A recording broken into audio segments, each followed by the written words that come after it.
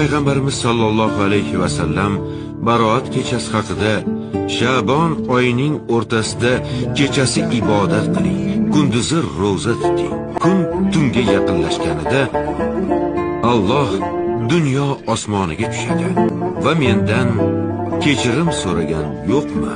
Uni kechiray.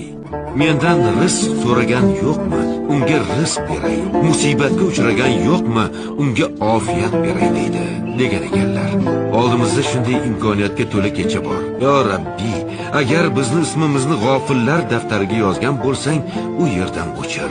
Bizlarni solih amallar qilgan bandalaring orasiga qo'sh. Bizlarni senga oshiq bo'lgan bandalaring daftariga yoz. Ertaga huzur mahsharda baroatimizni qo'limizga oladiganlardan qil. Yo Rabbiy, sen Rohimsan, Rahmonsan, G'ofursan, Hakimsan, Azizsan. Sen bizni yo'qdan bor qilgansan. Biz sening qullaringmiz. Osiymiz, gunohkormiz.